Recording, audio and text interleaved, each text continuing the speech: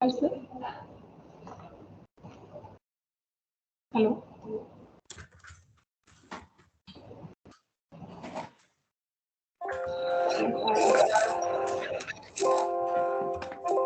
जी ma'am. जी sir शुरुआत कर सकते हैं? जी मैम। जी सर आप अपने आप को एक बार माइक म्यूट करना पड़ेगा आपको।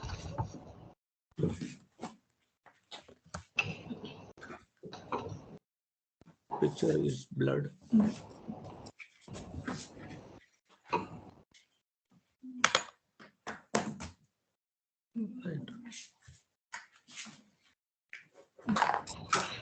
वेरी गुड आफ्टरनून एंड नमस्ते टू वन एंड ऑल। आज के ज्ञान गंगा के 118वें सत्र में मैं डॉक्टर मनीषा राणा आरएवी की संपूर्ण टीम की ओर से उपस्थित सभी श्रोतागणों का, आदरणीय गवर्निंग बॉडी सदस्यों का, आदरणीय गुरुजनों का एवं इस सत्र के प्रमुख वक्ता डॉक्टर सत्यप्रकाश गुप्ता सर का हार्दिक स्वागत एवं अभिनंदन करती हूँ तथा जो भी व्यूअर्स इस समय सोशल मीडिया के माध्यम से हम इसे देख रहे हैं सभी का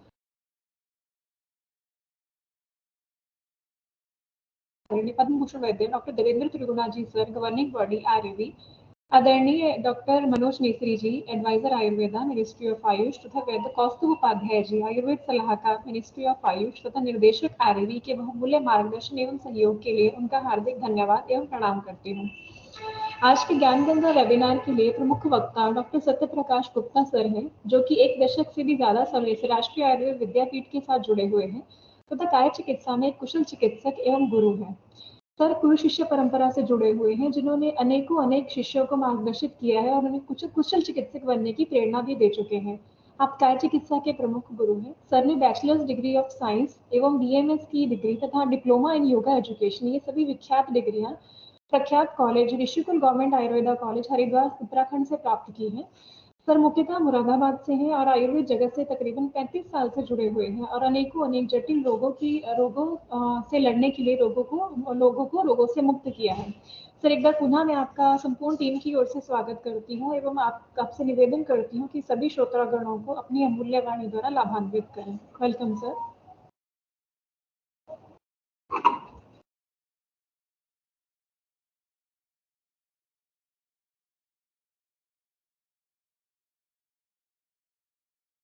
सर आप म्यूट हैं, अनम्यूट कर लीजिए। बेचारे उनको वहीं से अनम्यूट। आवाज आ रही है? जी आ रही है sir. Thank you ma'am. Shri भगवान धन्वंतरि जी को नमन करता हूँ। राष्ट्रीय आयुर्वेद विद्यापीठ गवर्निंग बॉडी के प्रेसिडेंट आदरणीय वैद्य त्रिगुणा जी, आयुष मंत्रालय के आयुर्वेद एडवाइजर आदरणीय वैद्य मनोज मिस्त्री जी, हमारे डायरेक्टर सर आदरणीय डॉक्टर कौस्तुभ उपाध्याय जी, आरएवी की पूरी टीम, एन रामकृष्णन जी, आदरणीय गुरुजन, सभी शिष्य श्रोतागण, मैं आप सभी का हार्दिक अभिवादन करता हूं, अभिनंदन करता हूं।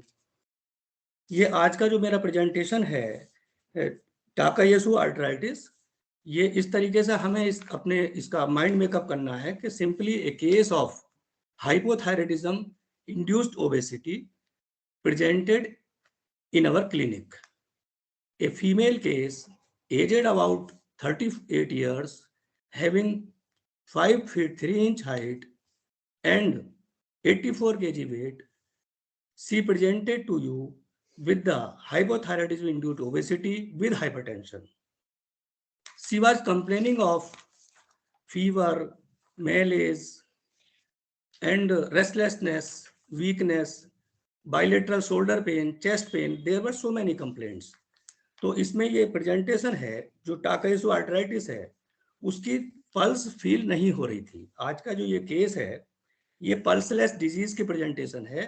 ऐसा हमें माइंड अपने ब्रेन में मेकअप करके चलना है कि हमारे पास जो केस है, a female has presented to my clinic, she is a case of hypothyroidism induced obesity with hypertension. उसको पल्स हमें फील नहीं हो रही है।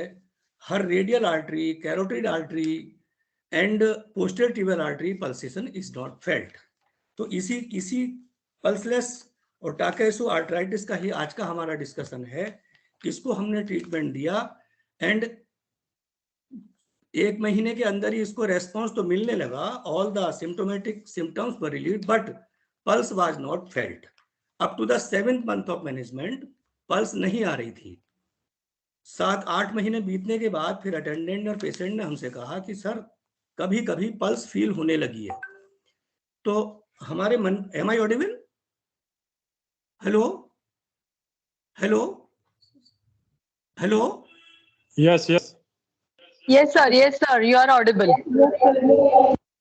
तो 7-8 महीने के बाद जब हमें पेशेंट ने कहा कि सर पल्स आने लगी है, हमने पेशेंट को बुलवाया, हमने देखा कि occasionally radial artery, brachial artery, posterior tibial artery की पल्स हल्की हल्की फील होने लगी। तो हमारे माइंड में आया कि क्यों ना हम इस केस की एक स्टडी कर लें और इसको देखें कि इसको दोष का इन्वॉल्वमेंट हम उपचार में सही कर रहे हैं कि नहीं कर रहे हैं। उसी का डिटेल में आज यहाँ चर्चा कर रहा हूँ। टाकायासु disease is a non-specific obstructive arthritis. It is a variety of arthritis. Arthritis की बहुत सारी केसेस मॉडर्न साइंस में डिस्कस हैं। बर्जर डिजीज भी उनमें से एक है, वो आज डिस्कस नहीं करेंगे। और लार्ज आर्टरी में इन्फ्लेमेशन होता है, inner layer of arterial wall becomes thickened. जो आर्टरी की 3 लेयर्स होती हैं, इंटीमा, मीडिया एंड एडवेंटिसिया, तो वो तीनों लेयर्स ही इन्फ्लेमेशन में आ जाती हैं। It is a disease of aortic arch of young females. Exact etiology is unknown. इस केस में जब हमने मॉडर्न की स्टडी की तो हमें एक वर्ड मिला, एग्जैक्ट एटियोलॉजी इज अननोन। दूसरा word we find out that disease is not hereditary. Third word we found disease is not autoimmune. इन 3 शब्दों को हमने अपने पॉजिटिव वे में लिया। एग्जैक्ट एटियोलॉजी को हमने आचार्य चरक ने जो श्लोक दिया है सूत्र स्थान अध्याय 18-44 में, विकाराणाम में कुशलो ने जिम्नियात कदाचन ने ही सर्व विकाराणाम नाम तो अस्ति ध्रुवा स्थिति। क्योंकि सभी रोगों का नामकरण संभव नहीं है, इसलिए चिकित्सक को लज्जित नहीं होना चाहिए और दोषानुसार रोगी की चिकित्सा करनी चाहिए। तो ये हमें एक पॉजिटिव पॉइंट मिला, डिजीज वाज नॉट हेरिडिटरी। इसका तात्पर्य यह है कि इसकी प्रोग्नोसिस अच्छी हो सकती है। Not autoimmune means auto antigens are not present in the body. तो फिर हमने इसकी जो है आगे स्टडी की। टाकेसु आर्थराइटिस का थोड़ा सा मॉडर्न पार्ट है जो कम इंटरेस्टेड लगेगा। आगे हम टोटल आयुर्वेदिक पार्ट को डिस्कस करेंगे। इसका फर्स्ट केस 1908 में जापानी डॉक्टर मिकितो टाकेसु ने डिस्क्राइब किया। रेटिना में रेथ लाइक ब्लड वेसल्स की अपीयरेंस हुई। It is 4th number slide ma'am. Carotid artery narrowing के कारण, कैरोटिड आर्टरी नैरोइंग के कारण ही ब्लड वेसल्स की malformation and Wraith like means एक गार्लैंड ऑफ फ्लावर्स, इस तरह की अपीयरेंस रेटिनल ब्लड वेसल्स में थी। सिमिलर आई फाइंडिंग्स के भी दूसरे रोगियों में रिस्ट पल्स एब्सेंट थी। आर्म्स की वेसल्स के नैरोइंग के कारण ही एब्सेंस ऑफ पल्सेज भी नोट हुई। Next,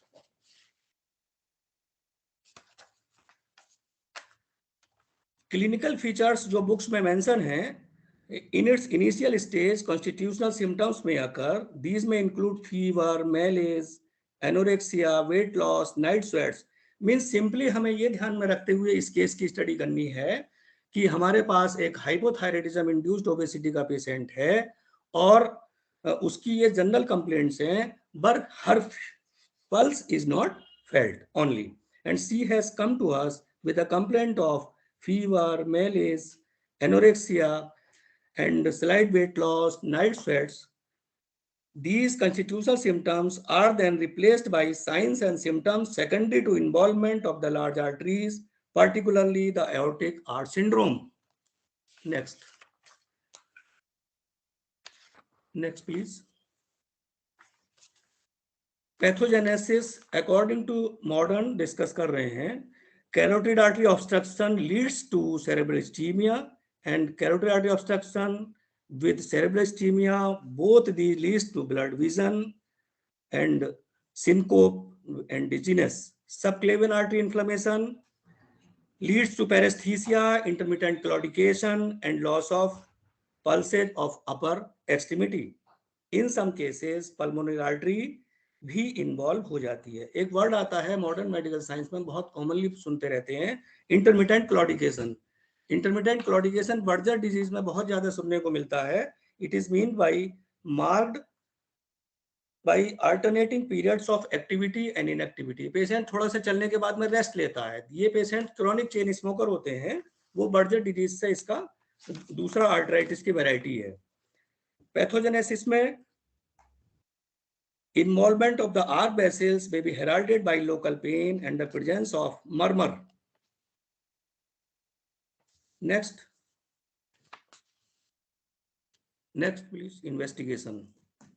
The diagnosis is confirmed by angiographic study of the aorta, color Doppler study of the carotid artery, color Doppler echocardiography, CT scan, MRI से इसकी diagnosis confirm करते हैं। Next,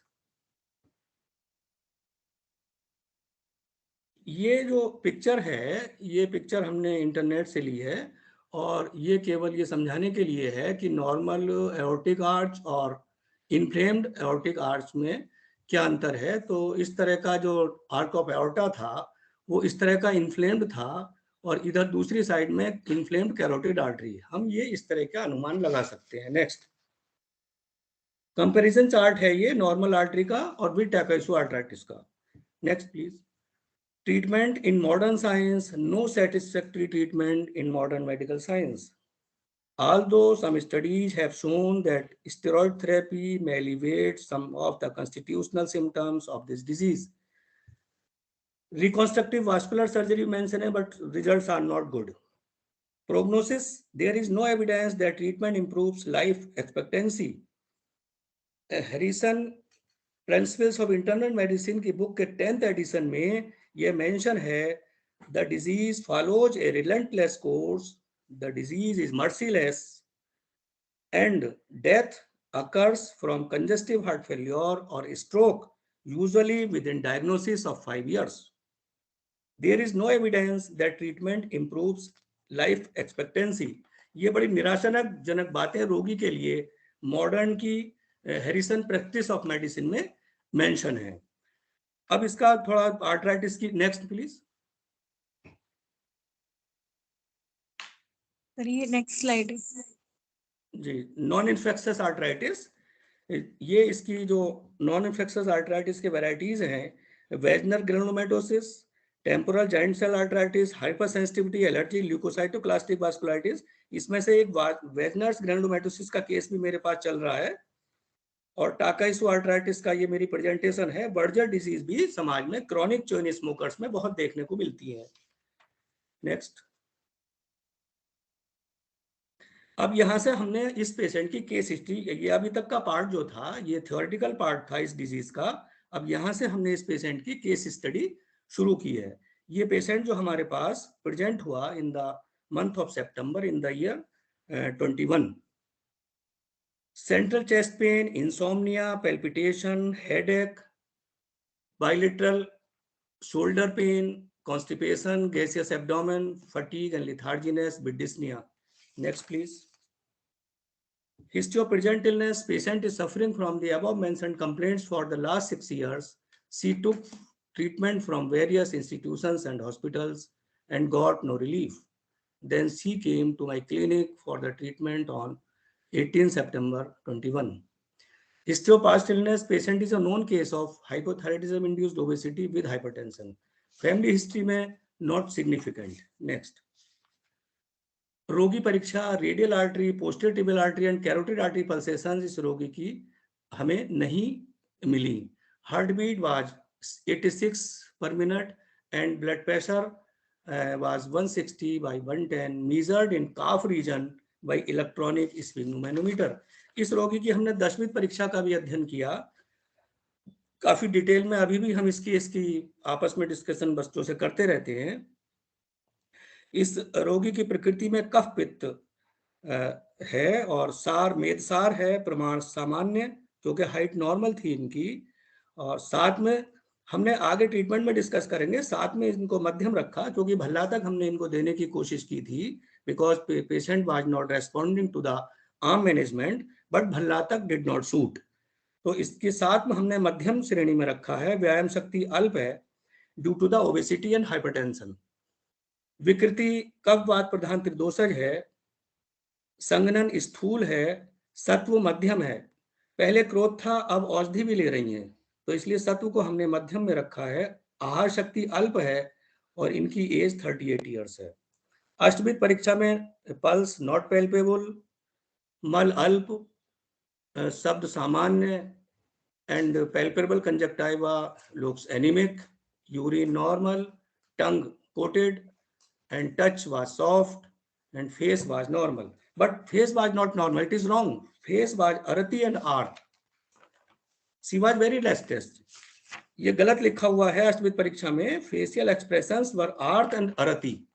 provisional diagnosis, इसकी provisional diagnosis Takayasu arthritis की, polyarthritis nodosa, Buerger's disease से कर सकते हैं। और हाइपोथायराइडिज्म इंड्यूस्ड ओबेसिटी की जो हमने डीडी बनाई है, वो ओबेसिटी और जेनेटिक ओबेसिटी से। नेक्स्ट हाइपरटेंशन, इसकी डायग्नोसिस है वो एंजाइटी, डिप्रेशन और हाइपरलिपिडीमिया से, इसका हमने डीडी किया। आजकल fatty liver, raised lipids, raised uric acid, raised creatinine, raised SGOT, SGPT and CRP के ये सब केसेस यू में कोरिलेट विद द साम व्याधि। लेकिन यदि यही फाइंडिंग्स निराम में भी मिल रही हैं, तो हमें चिकित्सा करते समय साम रोग की प्रकृति एवं विकृति के साथ साम और निराम की स्थिति का ज्ञान कर लेना चाहिए। यूजुअली हम कंसीडर कर लेते हैं कि एसजीओटी रेज्ड है तो रोगी साम होगा, लेकिन यही फाइंडिंग्स हमें निराम पेशेंट में मिल रही हैं। हमें अपने आयुर्वेदिक सिद्धांतों के अनुसार ही चिकित्सा करनी होती है। Patient ask you what is the disease, इसके साथ रोगी हमसे ये पूछ रहा है in the day to day practice, doctor साहब मुझे क्या रोग है, मुझे क्या बीमारी है। But this question is not applicable in the current scenario because patients are coming to us with a presentation of multiple diseases. There is a coexistence of multiple diseases in the patients of current scenario. Question should be what are the diseases? Now मैं बच्चों से ये कहना चाहूंगा कि रोगी यदि ये कहता है कि डॉक्टर साहब मुझे क्या बीमारी है, क्या बीमारी नहीं है, बीमारी है मल्टीपल डिजीजेस। इस रोगी को हमने ये 3 डायग्नोसिस बनाई। इसके साथ में इसको अनिद्रा, अबाहुक, विबंध, अम्लपित्त, नाड़ी दौर्बल्य, श्वास रोग और उद्वेग, ये भी आयुर्वेदिक चिकित्सा सिद्धांत के अनुसार इस रोगिणी को यह रोग भी इसको हैं। चूंकि डोमिनेंट डिजीजेस वर ओनली 3, इसलिए हमने उनको ही रखा। सो आज के सिनेरियो में what are the diseases to the presenting patients. संप्राप्ति, मैम इन्वेस्टिगेशन वाला थोड़ा कॉलम देखें, इन्वेस्टिगेशन बैक करें। इन्वेस्टिगेशन एसजीओटी एसजीपीटी इनका रेस था। इनको इनकी ओल्ड रिपोर्ट्स में both carotid artery, carotid colour Doppler report, intimal thickening was present and colour Doppler echocardiography report में लेफ्ट वेंट्रिकल इजेक्शन फ्रैक्शन 25% इसका था। ऐसे केसेस में रोगी को बताया जाता है कि आपका दिल 25% काम कर रहा है। So patient becomes more anxious. Mild mitral regurgitation भी था, माइल्ड ट्राइकस्पिड रिकर्जिटेशन भी था, माइल्ड एओर्टिक वॉल्व थिकनिंग भी इस केस को थी with aortic regurgitation. Both carotid artery colour Doppler suggestive of arterial intimal thickening. Bladouria in the year 19 was 67, but when she presented to my clinic, her bladouria and creatinine were normal. और ultrasonography report में ultrasonologist ने report दी, चूंकि report was due to the arthritis of the renal artery. Kidney को blood circulation कम था due to the arthritis, due to the collection of arm in the artery. तो right kidney इनको कहा कि renal disease, medical renal disease भी ruled out कर लेनी चाहिए, but this report was not correct.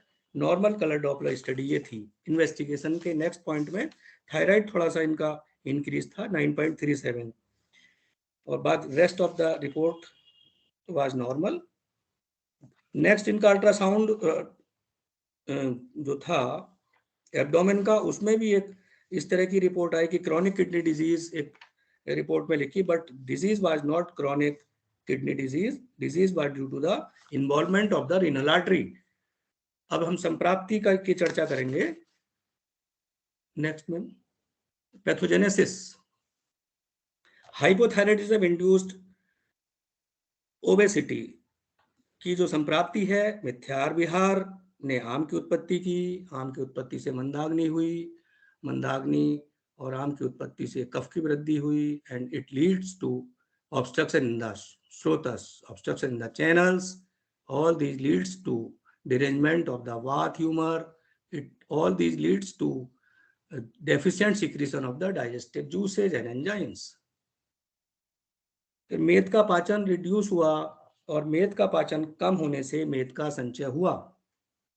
मेद का संचय होने से इसको ओबेसिटी डेवलप हुई। नेक्स्ट, ये अत्यधिक मानसिक चिंतन से इसका वात और रजतम दूषित हुआ, मस्तिष्कगत शिरा में वात का प्रकोप हुआ और पिट्यूटरी ग्लैंड हाइपर एक्टिव हुई, excessive secretions of thyroid stimulating hormone developed, hypothyroidism, and इससे फिर धातु अग्निमांद हुआ और बेसल मेटाबॉलिक रेट रिड्यूस होने से कार्बोहाइड्रेट, फैट और प्रोटीन का मेटाबॉलिज्म रिड्यूस होकर collection of fat in the body tissues होने से ओबेसिटी की उत्पत्ति हुई, मेदो रोग डेवलप हुआ। टाकेसु आर्थराइटिस के पैथोजेनेसिस, मिथ्या आहार विहार and hypothyroidism induced obesity leads to excessive collection of arm and excessive deposition of fat. मेद एवं आम का धमनियों में संचय, collection of fat and toxins in the intimal wall of arteries and aorta.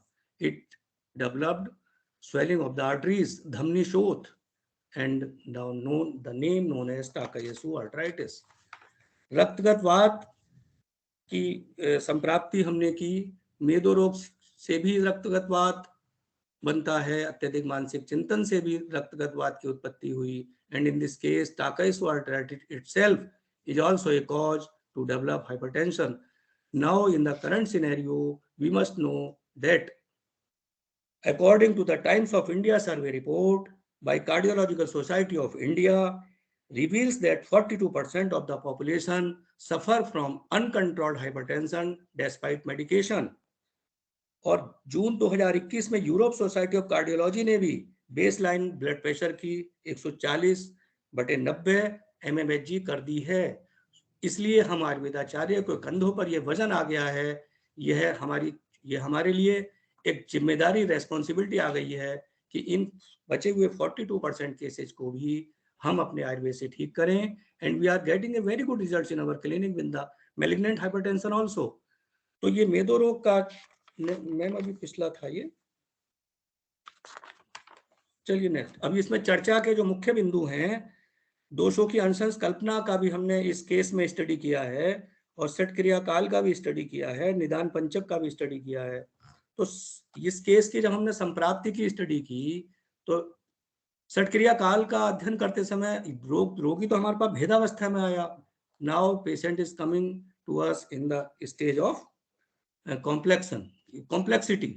तो इस भेदावस्था को हमें भेदना है, ये जिम्मेदारी हमारे कंधों पर आ पड़ी है, क्योंकि व्यक्तावस्था के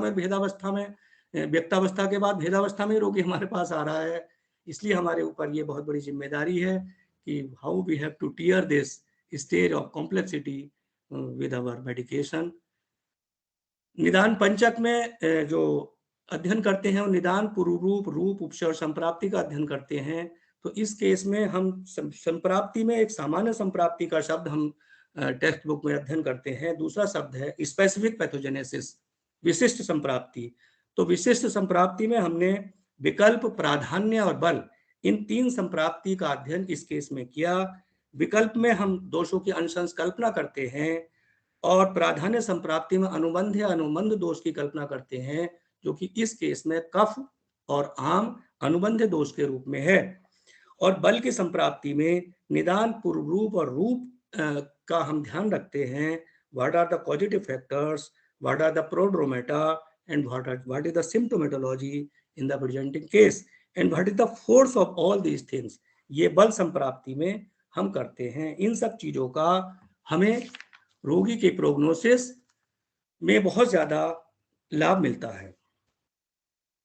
Now patients are suffering from coexistence of multiple diseases. दोष की प्राधानता एवं अप्रधानता का ज्ञान अंश कल्पना से किया जाता है। इस केस की हमने अंशंस कल्पना तब शुरू की जब हमने देखा कि हमने भल्ला तक भी, इसको अभी आगे चल के चर्चा करेंगे, जब हमने इसको भल्ला तक दिया in the dose of 400 mg BD we have made a capsule that contains 400 mg भल्ला तक we administered but it did not favour, भल्ला तक उसको अनुकूल नहीं हुआ। नेक्स्ट, अंशंस कल्पना। इस रोगी की जब हम अंशंस कल्पना हम करते हैं तो हमने वात के गुणों को देखा, rough, cold, light, fine, movable, non sticky and खर, रुक्ष, शीत, लघु, सूक्ष्म, चल, विषद और खर। तो अब इसमें हमने वैज्ञानिक तरीके से ये ध्यान दिया कि यदि हम सारे गुणों को सीवियरिटी में रखते हैं तो सारे गुणों को हमने सीवियरिटी में रखने का रीजन इसलिए नहीं रखा, हमने इसके केवल फाइन क्वालिटी को ही सीवियरिटी में रखा है। क्यों? क्योंकि यदि फाइन क्वालिटी का गुण सीवियरिटी में होता तो रोगी की होल बॉडी में आर्थराइटिस होती। वो वात का गुण चल है, सूक्ष्म है, वो सारा का सारा आम को बॉडी के सारे शरीर में ले जाकर के इकट्ठा कर देती, और इस सूक्ष्म गुण के सीवियर होने के कारण केवल एक सूक्ष्म गुण को हमने सीवियर में रखा, बाकी गुणों को सीवियर में हमने नहीं रखा। शीत गुण को हमने कोल्ड में रखा। अब शीत गुण, रूक्ष गुण, शीत गुण को हमने किस में रखा? मॉडरेट में। शीत गुण को मॉडरेट में हमने इसलिए रखा क्योंकि रोगी की प्रकृति में कफ की प्रधानता थी, और मॉडरेट होने से ही अगर जो हम सीवियरिटी में रखेंगे तो होल बॉडी आर्थराइटिस होगी, और सिंगल बॉडी, क्योंकि ये सिंगल मैनिफेस्टेशन था आर्क ऑफ एओर्टा में और ब्रेकियल आर्टरी में और पोस्टेटिबल आर्टरी में था, इसलिए इसके रुक्ष, शीत, रुक्ष गुण को हमने माइल्ड में रखा। रुक्ष गुण को माइल्ड में क्यों रखा? यदि रुक्ष गुण को सीवियरिटी में रखते हैं तो फिर आम का संचय नहीं होता इतना। रुक्ष गुण यदि वृद्धि होगी तो रुक्ष गुण जो है आम को सुखाता रहेगा, और इसलिए हमने इसको माइल्ड में रखा। शीत गुण को मॉडरेट में रखा, लघु गुण, लाइट को भी मॉडरेट में रखा है।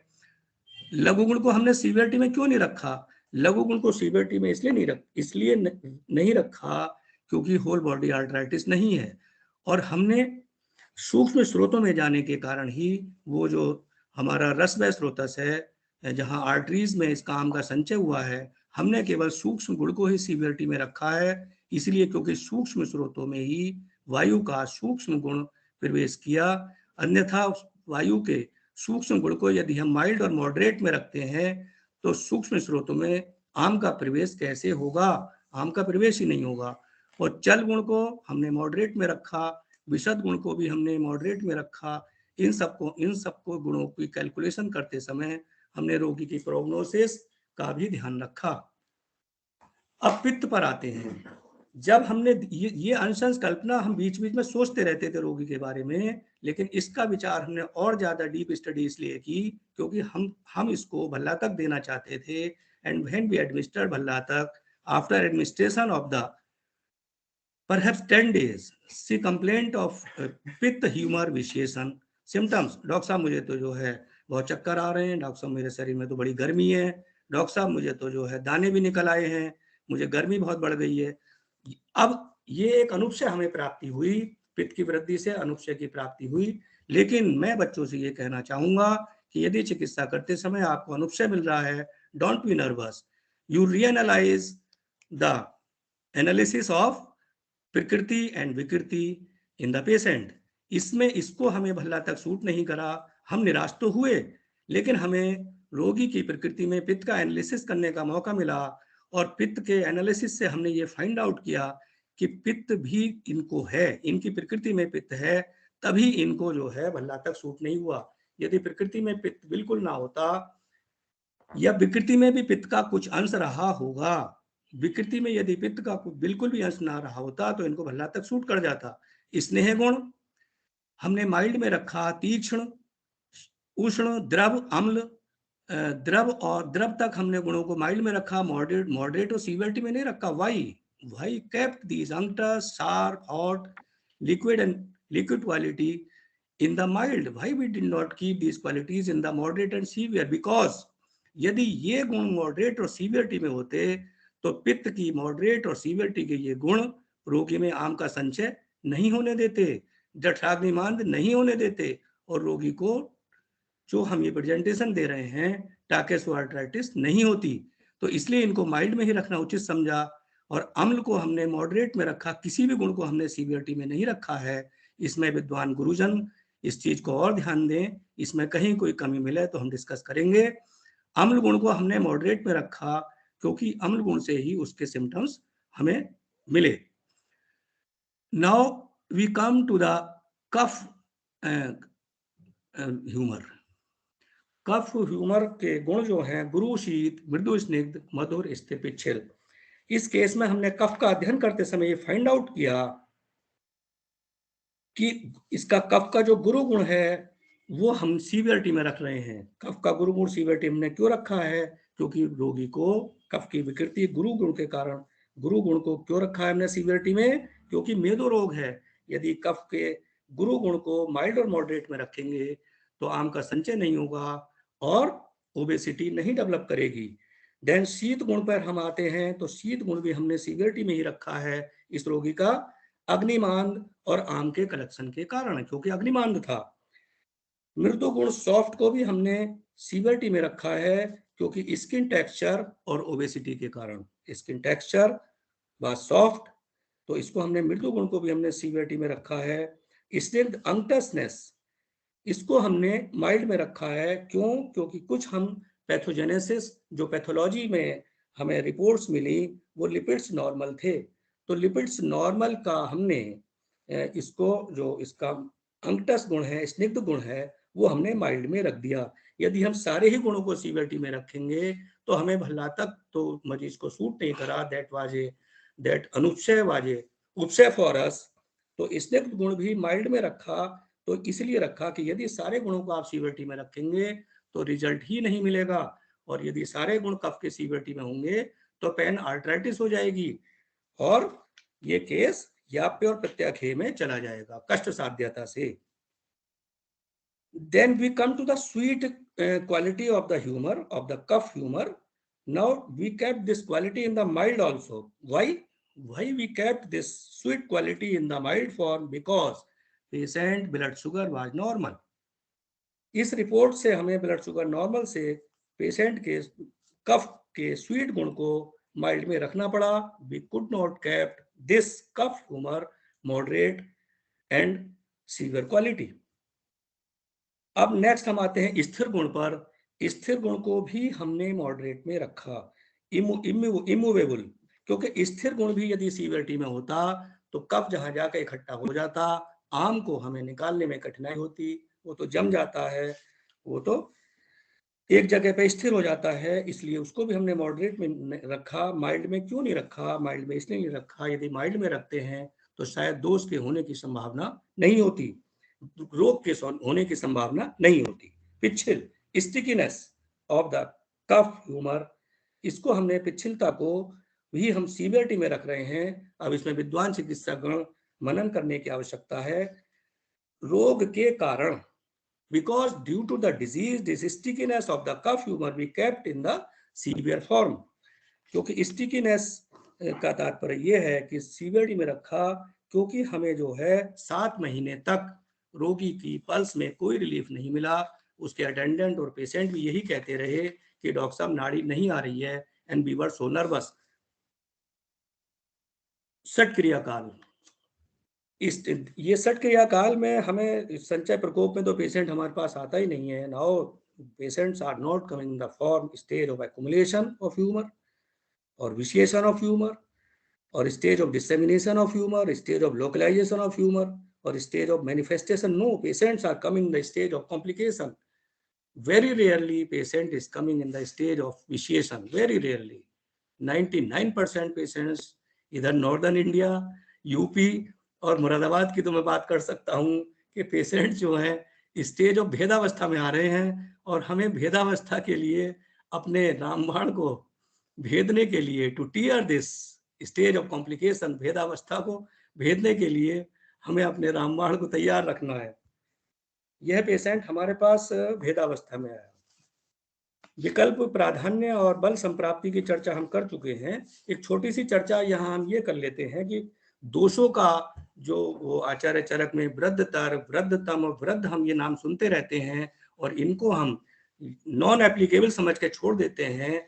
ये ही हमारी रोगी को डायग्नोसिस और प्रोग्नोसिस के लिए दोषानुसार हमें बताते हैं। कफ वृद्धतम, वात वृद्धतर, पित्त वृद्ध, इस केस को हम वृद्धतम और वृद्धतर और वृद्ध के अनुसार हम कफ वृद्धतम, वात वृद्धतर और पित्त वृद्ध की स्टेज में हम मान सकते हैं। विद्वान चिकित्सकगण इस पे मनन करें।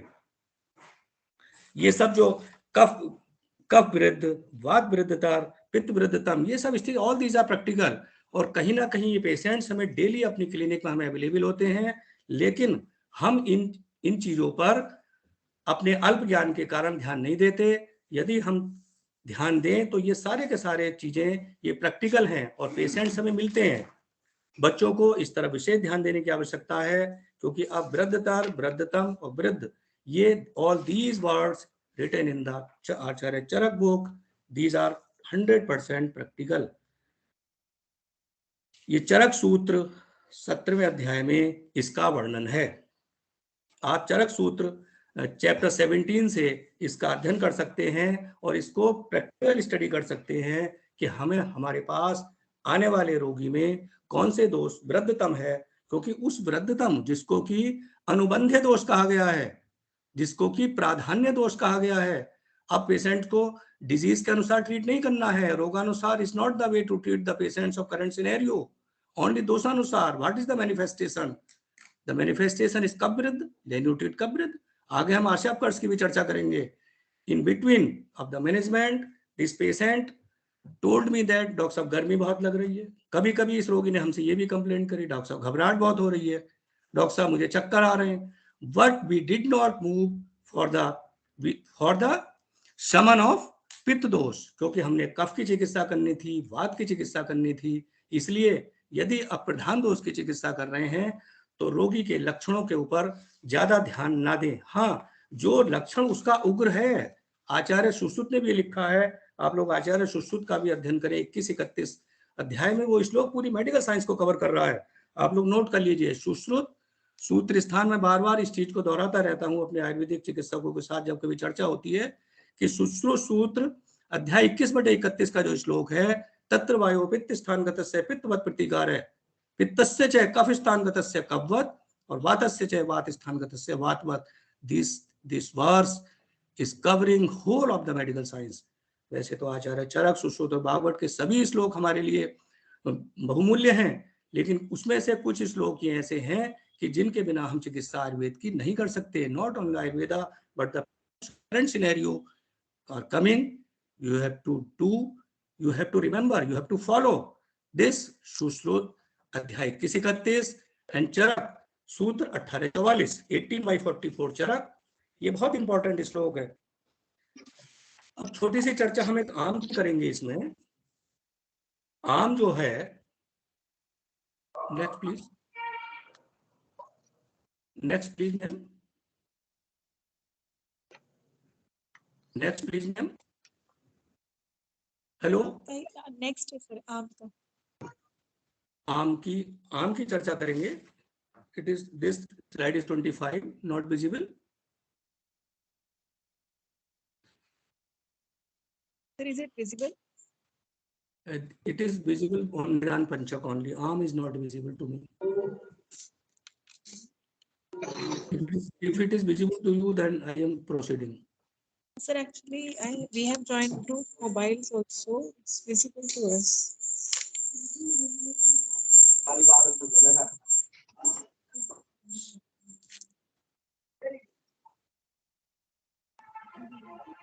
आम की चर्चा करेंगे। ये एक वर्ष है, एक श्लोक है, चरक का स्थान। वो तो करवा लिया जिस काम तो सारा हो रहा है। कहीं नहीं कहीं Participants, please बस मैंने mute मेडिकल yourself. जाना है, मेरी वॉइस से बारी में बैठा हूँ इतनी देर का। मेडिकल है, Please mute yourself. Now the slide 25 काम is है visible, man. वहाँ I am proceeding. Yes, sir. Doctor correct है मेरे बीएमएस।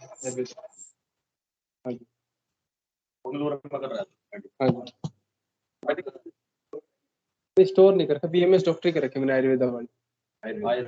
हाँ जी। Participants, please mute yourself to avoid interruption.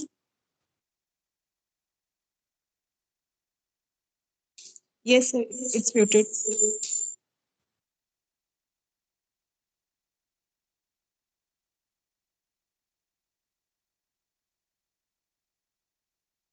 Sir आप म्यूट है, अनम्यूट कर लीजिए।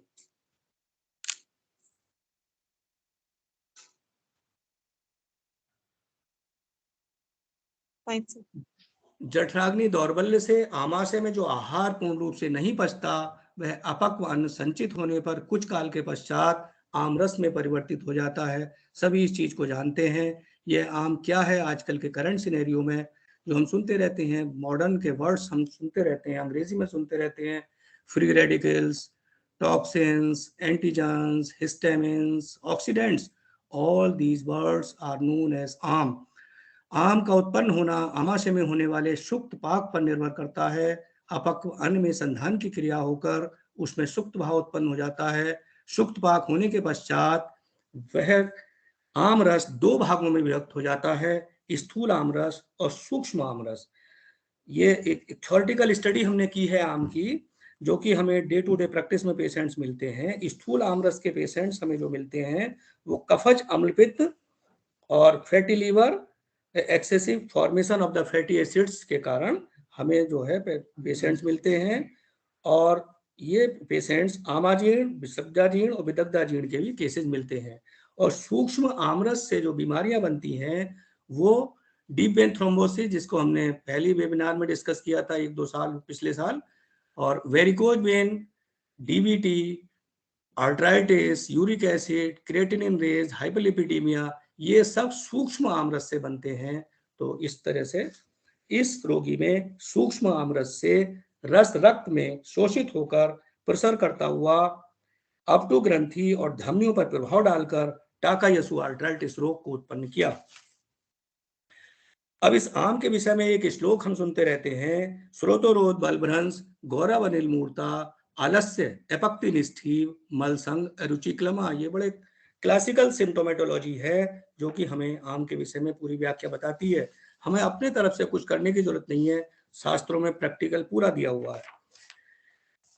शास्त्रों में एक वर्ड मैंने देखा है, व्याधि संकर। ये व्याधि संकर आज के सिनेरियो में बहुत ही ज्यादा इंपॉर्टेंट है, बिकॉज क्योंकि उभयार्थकारी रोग हो रहे हैं। A disease is creating to the another disease and presenting former disease also, it is known as उभयार्थकारी। अब वो एकार्थकारी रोग तो अब मिलने बंद हो गए। एक रोग दूसरे रोग को उत्पन्न करके स्वयं शांत हो जाए, ऐसा नहीं मिल रहा है। Patient goes to doctor for treatment but their disease remains the same and the another disease develops. आचार्य ने शायद इस समय को देखते हुए ही उभयार्थकारी का नाम भी दिया होगा।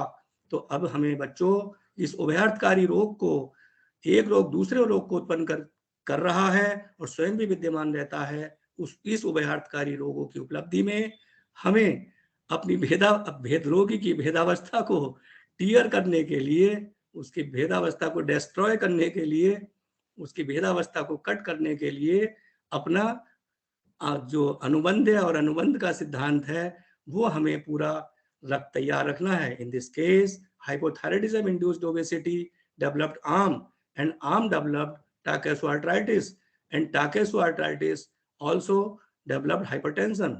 Hypertension also developed due to Rajantam. इस रोगी में आम के कारण रक्तवात और धमनी शोथ दोनों रोग साथ साथ उपस्थित हैं। व्याधि संकर। Next, hypothyroidism induced obesity develop Takotsu arthritis and Takotsu arthritis develop hypertension. इसका एक बार क्रिएटिनिन भी रेज हुआ था हमारी क्लिनिक पर आने से पहले, लेकिन when she manifested came to my clinic, her creatinine was normal. Next, hypertension occurs in the majority of aortitis cases owing to the involvement of the renal arteries, क्योंकि renal artery की भी narrowing हो जाती है और suprarenal obstruction aorta की वजह से भी हो जाती है due to the collection of arm. यहाँ में आम की चिकित्सा करनी है। Presence of hypertension with absent pulses in the upper extremities has caused this syndrome to be called reverse coarctation. आशयापकर्ष, आशयापकर्ष स्लाइड नंबर 28। अब ये आशयापकर्ष का हमें बहुत ज्यादा ध्यान रखना है in the patients of current scenario, साम और निराम। इसमें हमें ये ध्यान रखना है कि जो आशयापकर्ष का रोगी है वो जो श्लोक है, वायु पित्तम पंगु कफे पंगु पंगुओ मल धातु है, वायुना यत्र नियंते तत्र गच्छन्ति मेघवत। तो इसमें जो है वायु यदि पित्त दोष को जहां ले जाएगी पित्त वहां जाकर के दाह की क्रिएट करेगा, लालिमा आदि क्रिएट करेगा। लेकिन यदि आपने अनुबंध दोष को चिकित्सा में रखा है तो आशयापकर्ष यदि वायु के कारण पित्त दोष का आशयापकर्ष in the soles and palms हो रहा है तो you have not to pay attention. हमें पित्त प्रकोप की चिकित्सा नहीं करनी है। अत्यधिक दाह होने पर स्थानिक लेप जैसे चंदन, मुल्तानी मिट्टी लगा सकते हैं, क्योंकि आम की प्रधानता के इस रोगी में पित्त चिकित्सा यदि हम करते हैं तो कफ की वृद्धि होगी और रोग जो है वो बढ़ जाएगा। अनुबंध है और अनुबंध, these two words are very important. अनुबंध है मीन्स जो प्राइमरी दोष है, जो प्रधान दोष है, उसको अनुबंध कहा गया है। इसके लक्षण स्पष्ट मिलते हैं अनुबंध दोष के, और अनुबंध पर हमें ध्यान नहीं देना है। अनुबंध दोष जो है वो कई बार आशयापकर्ष के रूप में भी आपके पास आ सकता है, और क्योंकि आशयापकर्ष की चिकित्सा आप यदि करेंगे तो प्रधान दोष बढ़ जाएगा। इस रोगी में अनुबंध दोष में कफ एवं आम की प्रधानता को मानकर ही चिकित्सा की। इस रोगी में अनुबंध दोष बात है। हमारे पास प्रारंभ के कुछ दिनों में रोगी का रजतम अत्यंत दूषित था, एवं अभी आगे हम इसकी ट्रीटमेंट पार्ट में डिस्कस करेंगे। रक्तगत वात के लक्षण अधिक दिखाई दे रहे थे, अतः प्रारंभ में आम एवं कफ की चिकित्सा हमने नहीं की, हमने रजतम की चिकित्सा की और रक्तगत वात की लाक्षण चिकित्सा की। उसके परिणाम भी हमें 10 से 20 दिन में सकारात्मक मिले। तो हमें इस चीज का ध्यान देना है। Now we start the treatment part. In the beginning of the management I was completely aware that patients का हमें जो मैनेजमेंट करना है वो आम का करना है, लेकिन ये रोगी इतना रज और तम में था, she was even not to take our management, even she was not prepared to come from house to my clinic. Her attendants came to her with the positive energy, and चिकित्सा करते समय हमें ये ज्ञात भी था, लेकिन हमने उस समय इसकी आम की चिकित्सा पर ध्यान नहीं दिया। इसलिए मैं ये रिक्वेस्ट करना चाहूँगा कि प्रेजेंटिंग केस में जो आपको केस अवेलेबल है, उस केस में यदि अनुबंध दोष आपको कफ और आम लग रहा है, अनुबंध दोष पित्त लग रहा है, तो भी सिम्टोमेटोलॉजी में अग्रेवेशन कौन से सिम्टम्स के साथ कौन से दोष का है, उसकी चिकित्सा हमें शुरू के 10 से 20 दिन में करनी चाहिए। पारसी की अमानी सुगंध वाला powder we administered in the dose of 500 mg BD, सूतसेकर रस we administered in the 250 mg, अकीक पिस्ती 155 mg BD, सारस्वत चूर्ण, कूठ और जटामानसी का पाउडर भी हमने 500 mg BD में दिया। और एक ही हमारा मेधा कैप्सूल हम दवाई को सुगंध वाला और तगर, सुगंध वाला मीन्स तगर और पारसी की अवानी का ये कैप्सूल 250 mg का हमने तैयार किया है। इसमें सिरसुलादी वज्रस और स्मृति सागर भी स्मॉल अमाउंट में हमने लिया है। तो this capsule was, this medication was only to treat the रज एंड तम दुष्टि ऑफ द पेशेंट्स, एंड सर्वगंधा we gave in the various divided doses to this patient because the hypertension of the 160 systolic and 110 diastolic was not responding with the various medications of various institutions, hospitals. It was a great challenge to me also. We have to treat वायु वैषम में first.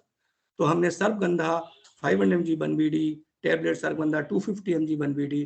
This सर्वगंधा ये जो है उष्णवीर्य है, इसको हम अर्जुन, ब्राह्मी, शंखपुष्पी और जटामानसी के क्वास से भावित करके और तब हम इसको दिलवाते हैं, तो इसकी उष्णता में कमी आ जाती है और मेद्य और हृदय द्रव्यों से भावित होने के साथ इसकी वर्क एफिकेसी भी बढ़ जाती है। सर्वगंधा 500 mg 1 SOS पैल्पिटेशन या रेस्टलेसनेस के लिए दिया, सर्वगंधा 500 mg 1 HS दिया, सर्वगंधा 250 mg कैप्सूल 1 HS दिया। So totally we administered near about 2 to 2.5 gram daily in divided doses. For constipation we administer Panchasakar. हमें ये पता था कि हमें वैश्वानर चूर्ण देना है, क्योंकि ये कफ वृद्धि का केस है, आम इसका अनुबंध दोष कफ है, इसलिए हमने पंचसाकार जो है क्यों दिया, क्योंकि पित्त वृद्धि थी। यहाँ हम वैश्वानर देते तो इसकी पित्त की वृद्धि अग्रवेट हो सकती थी, हमने पंचसाकार दिया। ये आम के साथ में, जहाँ आम के साथ पित्त का एग्रेवेशन हो and you have to treat विबंध, then Panchasakar in the night is a very good medicine. Next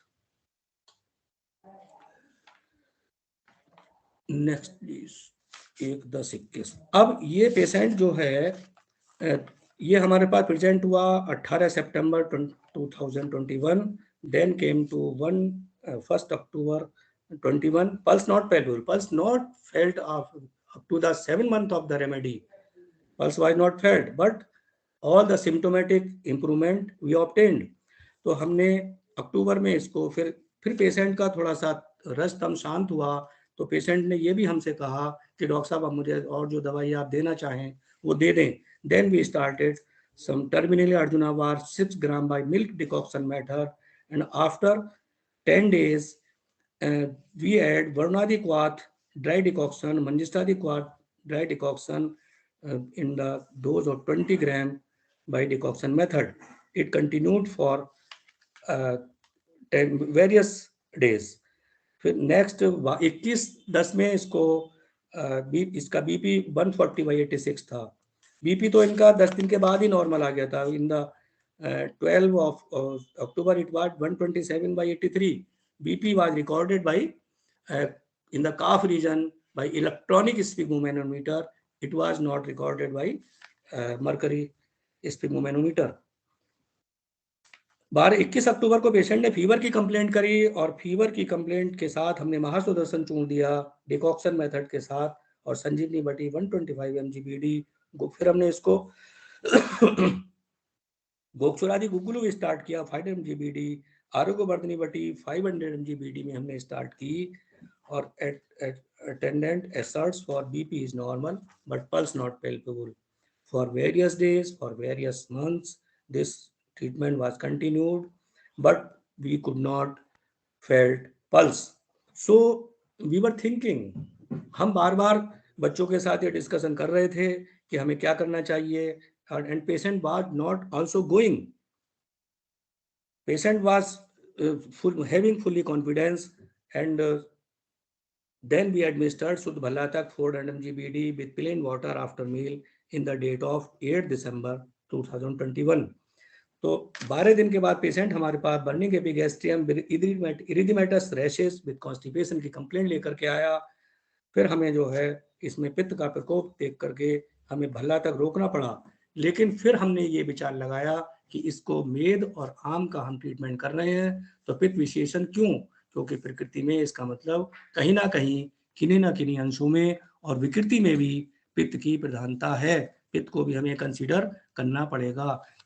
तो इसलिए यदि हमें during the management relieving factors और नॉन रिलीविंग फैक्टर्स की स्टडी करनी हो, उपशय जिसे अनुपशय कह देते हैं, तो हमें नॉन रिलीविंग फैक्टर्स यदि कोई मिले तो उससे हमें घबराना नहीं चाहिए. भल्ला तक से हमें घबराना नहीं था. भल्ला तक ने ही हमें गुड प्रोग्नोसिस और अच्छे मैनेजमेंट की तरफ इशारा किया. तो इस तरह से उपशय और अनुपशय का ध्यान थेरापेटिक अप्रोच के चलते भी हम लगा सकते हैं.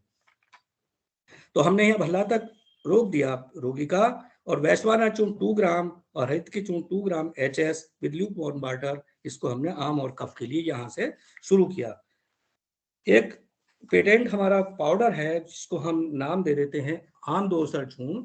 ये सूक्ष्म स्रोतों में जब कभी आम पहुंच जाता है, in case of fatty liver, hyperlipidemia और उन केसेस में, और जो आचार्य माधव ने भी अम्ल पित्त की जो वैरायटी है, प्रकार हैं उनके लिखे हैं. वात दोष के कारण होता है, कफ दोष के कारण वात कफ और वात कफ. ये 3 प्रकार के, वात के कारण, कफ के कारण और वात कफ के कारण जो अम्ल पित्त है, दुर्भाग्य से हम जो है इनकी तरफ ध्यान नहीं देते. जबकि अम्ल पित्त यदि रोगी को है तो हमें इनकी तरफ ध्यान देना है. इसमें हमें पित्त दोष की चिकित्सा नहीं करनी है. अम्ल पित्त मीन्स इट इज नॉट पित्त. अम्ल पित्त मीन्स समथिंग आम इज डोमिनेटिंग टू द पित्त. तो इसलिए इसमें हम जो है ये आमदोसर चूर्ण ऐसे केसेस में हम देते हैं. और इसको आमदोसर चूर्ण में हमने जो ये इंग्रेडिएंट्स हैं मैंने इसमें लिखे हैं: पुनर्नवा, कुटकी, भूई आंवला, कचूर, कसौंदी, चिरायता, विभीतक, चित्रक, चव्य, पिपली मूल, दारू हरिद्रा, तेजपत्र, गिलोय, नागरमोथा, भृंगराज, रोहितक बार्क, पित्त पापड़ा एटसेट्रा. ये द्रव्य हमने इक्वल अमाउंट में जो है इसमें ये इंग्रेडिएंट्स हैं, और इस चूर्ण की मात्रा हम 3 ग्राम BD तक देते हैं. इसके साथ इसको हमने खुरासानी अजवाइन, पारसीक, हायोसाइमस और मेदोहर पाउडर एक हमने तैयार किया है. उसमें भी इस तरह के इंग्रेडिएंट्स हैं, जैसे हमने चित्रक मूल, बायोविडन और नागरमोथा. और इसमें एक चीज और हमने डाली है, दालचीनी, चित्रंगमूल, नागरमोथा, दालचीनी, बायोबिडम, ये 4 द्रव्य के नाम से हम Medohar powder, it is administered in the dose of 1 gram BD. This powder we administer empty stomach in the morning and evening with lukewarm water. Next. Still no pulsation. Patient को कोई pulsation feel नहीं हुई. In the radial and carotid artery, posterior artery, कहीं भी कोई pulsation feel नहीं हुई. और पेशेंट ने सेंट्रल चेस्ट पेन की भी कंप्लेंट की और पेशेंट बायलेटरल शोल्डर पेन की कंप्लेंट भी करता रहा, but the patient continue the management. फिर हमने आम और वात दोष के लिए फलत्रिकादिक्वात और रासना सप्तक्वात in the amount of 10 gram each we administered by dry decoction method, and we administered castor oil also 10 ml OD with milk.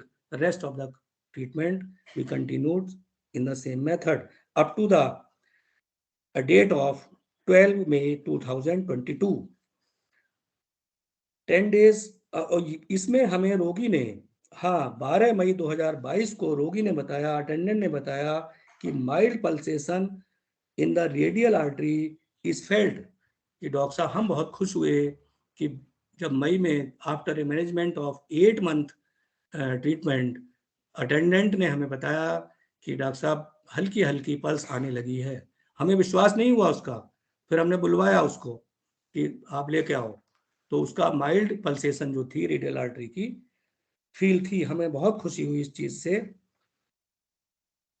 3/6 को भी फिर हमने यही ट्रीटमेंट कंटिन्यू किया. नेक्स्ट, व्हाई वी स्टॉप भल्ला तक. Next please. Why we stop भल्ला तक. रोगी को भल्ला तक 400 mg BD प्रयोग से प्रतिकूल प्रभाव दिखाई दिया. प्रकृति में पित्त की प्रधानता के कारण ही भल्लातक से पित्त वृद्धि के लक्षण दाह, त्वक, लालिमा, दाह आदि उत्पन्न हुए एवं तीक्ष्ण गुण के कारण ही पित्त की वृद्धि हुई. भल्लातक के लघु गुण के कारण वात की वृद्धि से घबराहट हुई, अतः रोगी को भल्लातक अनुकूल नहीं हुआ. तो हम यूजुअली वी आर यूजिंग भल्लातक in the form of in the tablet of Sanjeevani Bati only, but Sanjeevani Bati contain 10 mg of the Bhallatak. In the patients of current scenario, when they are having the deposition of deposition of noxious and toxic substances in the minute form, in the rasvasrotas, in the arteries, तो इसको भल्लातक को 10 mg से काम नहीं चलता. We are administering 40 times. तो 40 tablets Sanjeevani cannot be given. We are giving Bhallatak 400 mg BD, and in the cases, in other cases, we are giving a very good results. गुण को ध्यान देना चाहिए. जो हम डर जाते हैं कि तो अग्निक है, इससे पित्त की वृद्धि होगी, ऐसा कुछ नहीं है. इसके गुणों का हम अध्ययन करें तो लघु, स्निग्ध, तीक्ष्ण. आप देखिए रस कटु तिक्त कषाय है, तो तिक्त कषाय तो कब पित्त का शमन करेगा. विपाक भी मधुर है, ये भी कहीं ना कहीं जो है पित्त का शमन करेगा, पित्त को उभरने नहीं देगा. और ये मधुर गुण इसका पित्त को कफ को मेंटेन करेगा. और उष्ण गुरु वीर्य जो है उष्ण है और प्रभाव भी इसका उष्ण है. तो प्रभाव और वीर्य उष्ण होने से इतना तो ये जो क्वालिटी ऑफ द ह्यूमर है, ये इस तरह से ये क्वालिटी जब विपाक की, ये तो और द्रव्यों में भी सेम हमें देखने को मिल जाती है. आप द्रव्य गुण का अध्ययन करेंगे तो लघु गुण से वात की वृद्धि होती है, स्निग्ध गुण कफ को बढ़ाता है, तीक्ष्ण गुण ने पित्त और कफ की वृद्धि की, रस में कटु गुण से कफ और पित्त की, कफ कम हुआ, कटु था तो कफ को कम किया, उसमें पित्त वृद्धि की. तो इस हमने ये देखा, तो इसकी पित्त की जो वृद्धि हुई वो तीक्ष्ण और कटु गुण के कारण हुई. गुण में तीक्ष्णता के कारण पित्त की वृद्धि हुई, रस में कटु गुण के कारण पित्त की वृद्धि हुई. तो इस तरीके से हमने इसके भल्लातक को रोका. भल्लातक के विषय में बच्चों एक ही श्लोक बहुत ज्यादा रटना चाहिए हमें. आचार्य चरक ने लिखा है, कफजो न रोगो अस्ति न विबंधो अस्ति कश्चन यम न भल्लातकम हन्यात शीघ्रम मेधा अग्निवर्धनम. अब ये देखिए, कफज कोई रोग ऐसा नहीं जिसको भल्लातक नष्ट न कर सके. ये देव वाणी समझ के कंसिडर करना चाहिए. ये भल्लातक हमारा आजकल के रोगों में रामबाण हथियार है. मेधा अग्निवर्धनम, इट इम्प्रूव्स मेधा. मेधा मीन्स इंटेलेक्ट. ये इंटेलेक्ट को भी इंप्रूव करता है, अग्नि का तो वर्धन करता ही है. मेधा intellect, but in what cases? In the cases of obesity factors, in the cases of deposition, in the case of कफ वृद्धि, ये कफ का जब संचय मस्तिष्क की आर्टरीज में नहीं होने देगा और हृदय की आर्टरीज में नहीं होने देगा, तो ये कहीं ना कहीं कोरोनरी आर्टरी डिजीज भी कफज केसेज में नहीं होने देगा, हाइपरटेंशन को भी इंप्रूव करेगा, और ये हमारी रामबाण औषधि है इन केसेज ऑफ कफ अनुबंध। नेक्स्ट थेरापेटिक अप्रोच का हम चर्चा करेंगे। प्रकृति में पित्त की प्रधानता के कारण ही आम के पाचन, छेदन, निर्हरण में औषधियों की कार्य क्षमता में वृद्धि होने से आर्टीरियल इन्फ्लेमेशन कम होकर ओकेजनली नाड़ी का पल्पेशन फील हुआ। अतः ये मान सकते हैं कि आज के परिवेश के मिलने वाले सन्निपातक, कष्ट साध्य या साध्य माने वाले रोगों में त्रिदोष सिद्धांत से चिकित्सा करने पर अनुकूल परिणाम मिलने की संभावना अवश्य होती है। अतः प्रकृति में एवं विकृति में दोष का आकलन करके ही वे सबको चिकित्सा में प्रवृत्त होना चाहिए। Next remarks all these three things namely, जो उपशय में है, निदान, पूर्व रूप, रूप और उपशय में है ना, निदान, पूर्व रूप और रूप, इनको इसकी यदि वो जो प्राधान्य संप्राप्ति है उसको हमें इंपॉर्टेंट तरीके से हमें समझना है। भल्लातक का प्रभाव जो उष्ण है, मैं ये बताना भूल गया था, तो उष्ण प्रभाव के कारण ही भल्लातक पित्त की वृद्धि करता है। तो हमें ये देखना है यदि रोगी शीत की कंप्लेंट कर रहा है, मेदो रोगी है, कफज रोगी है, ओबेसिटी है, तो हम इसको बिना किसी उसके दे सकते हैं। ये चीज हम पहले डिस्कस कर सकते हैं। Disease is not hereditary, not autoimmune, exact cause is unknown. तो ये मॉडर्न साइंस की जो 3 पंक्तियां हमें मिली, इन 3 चीजों को हमने उपशय की श्रेणी में रखा, और हमें बहुत प्रसन्नता हुई कि हमारे आचार्य चरक का जो श्लोक है, विकाराना में कुशलो जिन्नियात कदाचन, वो हमें इस पेशेंट को ट्रीट करने में हेल्प करेगा। If this disease was diagnosed as autoimmune disorder, then results were not satisfactory. We consider this case as originated from derangement of जठराग्नि and धातुअग्नि। आमतौर पर हम जो है जठराग्नि की ही चर्चा करते हैं, but in the patients of current scenario what is the tissue fire, हमें धातु अग्नि पर भी चर्चा करनी है। और मेदो धातु अग्निमांद के कारण ही आजकल fatty deposition of the liver and fatty deposition in the arteries, hyperlipidaemia मिल रहा है, कोलेस्ट्रॉल बढ़ा हुआ मिल रहा है। तो ये किसके कारण है? धातु अग्निमांद के कारण है। धातु अग्निमांद के लिए धातु अग्निमांद की ही चिकित्सा करनी पड़ेगी। All these leads to formation of arm due to metabolic disorders of hypothyroidism induced obesity. We treated on the basis of principle of Jathagnimand, considering in mind the Vidagdhavastha of Pitta, the formation of noxious and toxic substances. But in the beginning of treatment, patient was so anxious and restless with insomnia and hypertension, and she was not eager to take our medicine. So we controlled primarily Vyanvayu Vaisham. Remarks. 7 number पे, इस रोगी में व्यान वायु वैषम्य की चिकित्सा में स्वर्ण घटित योग जैसे रजराज रस, मोती पिष्टी आदि औषधियों का प्रयोग नहीं किया। आज के करंट सिनेरियो में जहां आम का डिपोजिशन सूक्ष्म स्रोतों में हमें रोगी मिल रहा है, तो स्वर्ण घटित योग सूक्ष्म स्रोतों तक अवरोध के कारण, there is obstruction in the channels, स्रोतो अवरोध है, आशय जो है वो मल से और अटे पड़े हैं, देयर इज ऑब्स्ट्रक्शन। सो स्वर्ण घटित योग are very rarely used in the case, are not used, these are only used in the निराम cases। इसमें हमने इन स्वर्ण घटित योग का प्रयोग नहीं किया। एक में अपनी चर्चा में मुझे ध्यान आ जाता है कि आजकल वसंत कुसुमाकर रस का प्रयोग जो कि स्वर्ण घटित है, वो आजकल मधुमेह के रोगी बहुत कर रहे हैं, और वो भी टाइप 2 मधुमेह के रोगी, having obesity factor, abdominal obesity, fatty liver, वो लोग रोगी जो है टाइप 2 वाले, जो कि आम से संचित है, वो रोगी स्वर्ण घटित योग का वसंत कुसुमाकर का प्रयोग कर रहे हैं। क्यों उनके लिए हानिकारक है? क्योंकि ये स्वर्ण घटित योग शीत वीर्य औषधियों के द्वारा भावित है, और यह जो है शास्त्रों में पित्तज प्रमेह की और पित्त शमन की औषधि है। जब हम इस पित्त शमन की औषधि को डायबिटीज टाइप 2 के केसेस में हम देंगे, तो ये पित्त शमन और करेगा, and it will further aggravate the insulin resistance by increasing kapha and arm in the body. ये एक बहुत बड़ा विषय है, इसे आगे चर्चा करेंगे। पेशेंट की स्वर्ण घटित योग या रस औषधियों का प्रयोग करते समय रोगी की अग्नि एवं सामनेराम स्थिति का आकलन भी कर लेना चाहिए। पेशेंट के radial, brachial and posterior artery pulsation feel होने से हमें थेरेपेटिक डायग्नोसिस में आम एवं कफ को अनुबंध दोष, प्राइमरी ह्यूमर मानकर चिकित्सा करने के फंडामेंटल प्रिंसिपल को हमने उपशय की श्रेणी में रखा और भल्लातक देने से रोगी के पित्त के लक्षणों में वृद्धि हुई, अतः भल्लातक को रोक दिया।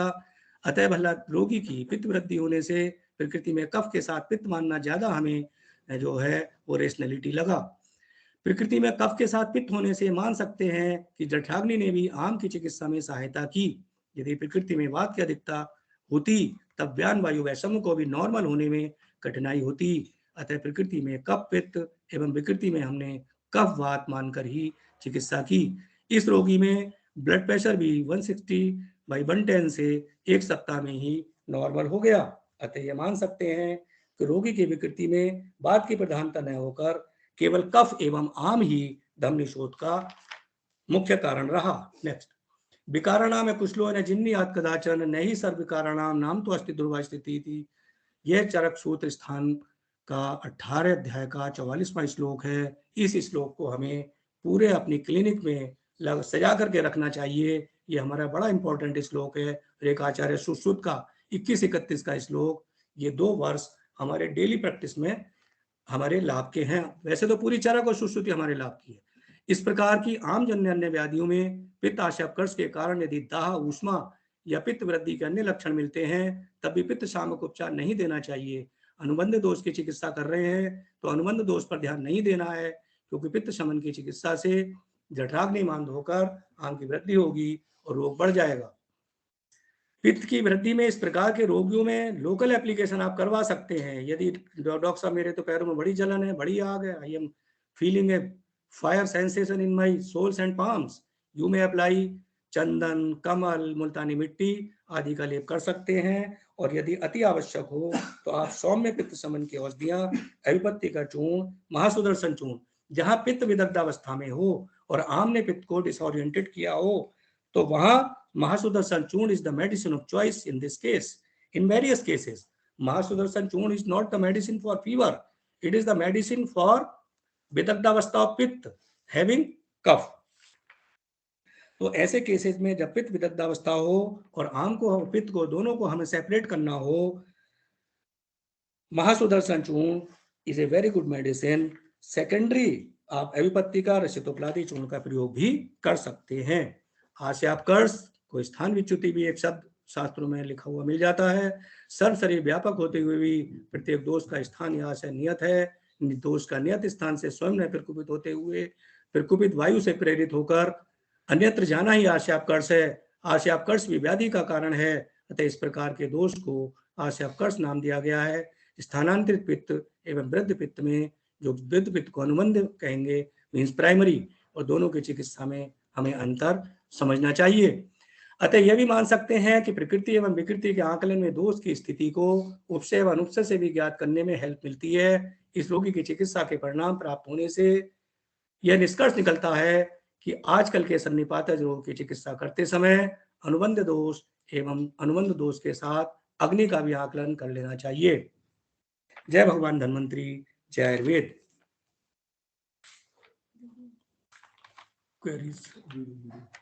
मैम वीडियो शुरू करा दीजिए। जी सर।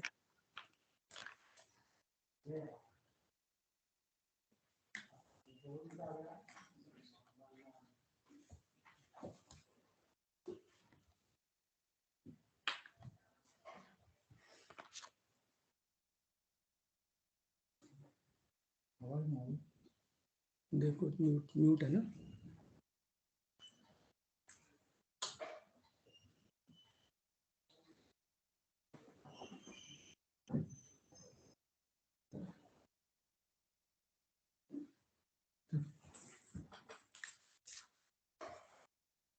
मैडम टेस्टिमनी की आवाज नहीं आ रही है।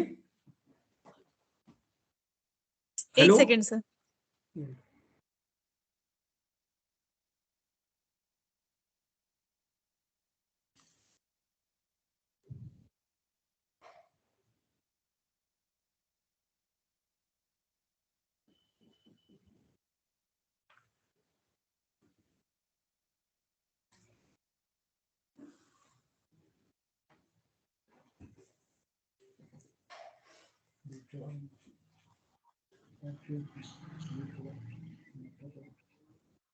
आपका क्या नाम है? राकेश देवी है। सर आपकी आ रही आवाज? जी जी जी जी जी। कहाँ से हैं आप? रामयादपुर कोतवाली मैना के यूपी। यूपी। आप यहाँ क्या क्या परेशानियां लेकर आई थी? यहाँ तो काफी परेशानियां थी मुझे। मेरी पल्स नहीं आती, सबसे बड़ी बात तो मेरी पल्स की थी, पल्स नहीं आती थी। ब्लड प्रेशर किसी तरह से चेक करते थे, आता नहीं। मुझे बाजू में बहुत दर्द रहता, बहुत परेशानी थी। नहाने में भी मुझे बहुत दिक्कत थी, कपड़े धोने में भी दिक्कत थी, खाना भी नहीं बनता था, बहुत परेशानी थी। और डकार भी आती, सीना पे बहुत जलन नहीं, रात भर बेचैन रहती, पूरी पूरी रात बैठे निकल जाता और नींद तो आती नहीं थी, पता ना कैसा रात गुजर जाती, पता नहीं, इतनी बेचैनी होती थी मुझे, ठिकाना नहीं। और आप यहाँ आर प्रसाद चिकित्सा केंद्र में आप कब आए थे? सन 2021 सितंबर। ठीक है। और यहाँ से पहले आपने कहाँ इलाज कराया था? मुरादाबाद में कराया, हाँ जी। दिल्ली एम्स में कराया, एम्स में भी 2-2.5 साल कराया है। और यहाँ तो सन 2000 मानो 5 से मेरा इलाज चल ही रहा मुरादाबाद। मुझे तो कोई आराम हुआ ना, मेरा दुख बढ़ता चला गया, मर्ज बढ़ते चले गए, आराम तो मुझे किसी का नहीं था। अच्छा, यहाँ आने से पहले कौन कौन सी पैथी आपने ट्राई की थी? मतलब कौन कौन सी दवाइयाँ, अंग्रेजी, होम्योपैथिक या कोई ऐसी? अंग्रेजी नहीं थी, सब होम्योपैथिक की और कोई सी नहीं थी, सिवाय अंग्रेजी के। बड़े बड़े डॉक्टरों की दवाई खाई। और वहां से आपको कितना कुछ आराम लग रहा था? दिल्ली एम्स से? हाँ जी। एम्स से मुझे कोई भी आराम नहीं हुआ, बस बाद में मुझे उससे गैस वैस में थोड़ा सा आराम हुआ, किसी में मुझे आराम नहीं हुआ। पल्स आपकी? पल्स भी नहीं आई, पल्स तो अब इन डॉक्टर साहब की खाने से अब शुरू हुई है 2-3 महीने से। अच्छा। हल्की हल्की वो भी। अब यहाँ इलाज से और क्या क्या फायदा हो रहा है? यहाँ तो मुझे आई साइड बढ़ गई मेरी, वीक तो होती चली जा रही, पल्स आ गई मेरी, मुझे अब वैसे भी काम भी करने लगी, अब तो नहाना धोना खाना सब करने लगी। इन डॉक्टर साहब से मुझे काफी आराम है। ठीक है। और जो काम करने की क्षमता आपकी पहले थी, पहले से काफी बढ़ गई है। और जो डकारे और छाती में जलन थी, हाँ, उनका? वो उसमें भी काफी आराम है। अच्छा, आप बता रहे थे पहले कि दर्द वगैरह आपको ज्यादा हो रहा था? बहुत बाजू में तो बहुत दर्द होता था, चल नहीं पड़ता था, सीने में बहुत दर्द होता था। ठीक है। और नींद में आपका क्या है? नींद अब अच्छी आती है, दिन में भी सोती हूँ, रात को भी सोती हूँ, मेरा ब्लड प्रेशर एकदम नॉर्मल रहना है, सबसे बड़ी बात ये है। ठीक है।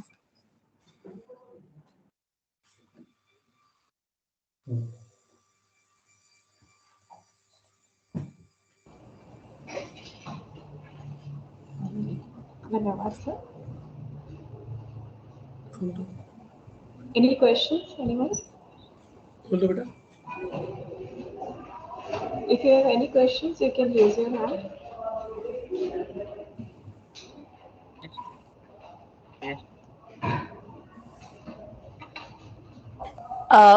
I would like to congratulate sir for a very nice presentation and a very different things you have taught us today. बहुत अच्छी तरह से पढ़ाया सर, बधाई हो, बहुत अच्छा आपने प्रेजेंटेशन दिया है। Thank you. Thank you so much, ma'am, for your valuable feedback. Anyone else? If you would like to share any feedback or if you have any questions, you can raise your hands or either you can type in chat box. Hello Gupta ji, बहुत बहुत आपको धन्यवाद भाई Gupta ji, thank you बहुत बहुत sir. बधाई, धन्यवाद, साधुवाद, प्रणाम सर, बहुत प्रणाम। पहली बार हमने आपका व्याख्यान। प्रणाम। हाँ प्रणाम, बहुत अच्छा व्याख्यान दिया आपने, बेटी प्रणाम। बहुत अच्छा व्याख्यान दिया। बेटी प्रणाम। आशीर्वाद आशीर्वाद गुप्ता जी, प्रणाम बेटी। मैंने कहा बधाई हो, बहुत अच्छा प्रणाम आपका बेटी। व्याख्यान रहा, बच्चे बड़े प्रभावित थे आपसे। आपने धन्यवाद, व्याख्यान में जो निदान पंचक आदि का जो विस्तृत वर्णन किया, वो बच्चे बड़े प्रभावित हुए आपसे, है कि नहीं? और समय समय पर राष्ट्रीय विद्यापीठ ऐसे व्याख्यान सुनाती रहे, यही आशा है। बहुत बहुत बधाई, साधुवाद। हिंदी में व्याख्यान के लिए बहुत बहुत साधुवाद। हम तो हिंदी व्याख्यान के लिए तरसते रहते हैं भाई।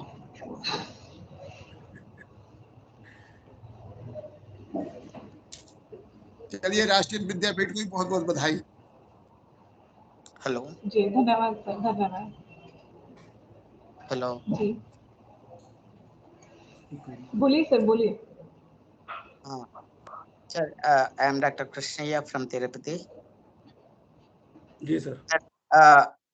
जो as everybody wished you, I also do congratulate on your success of Thank you, sir. the cases. But sir, Thank I you, have some doubts. Sir, rarely such a analytical presentation is done nowadays, but it is a very welcome presentation. But the sir, when you have made assessment based on Tridosha, on the Vimshati Gunas. So, for example, Ruksha, Snigdha, etc. Because these are the core concept of your presentation. So, it is mild and moderate and serious. But first of all, I would like to know. So, basically, how did you identify? How did you assess these features? Vimshati Gunas, for example, Ruksha, Snigdha. Finally, you are an applied aspect you try to explain.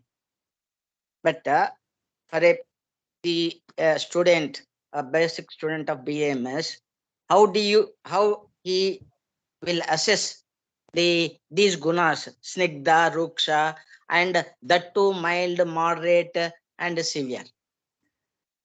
These gunas you may estimate on the basis of not in the beginning. We did not estimate it in the beginning, but we estimated when we obtained the untoward results after administering Bhalla तक.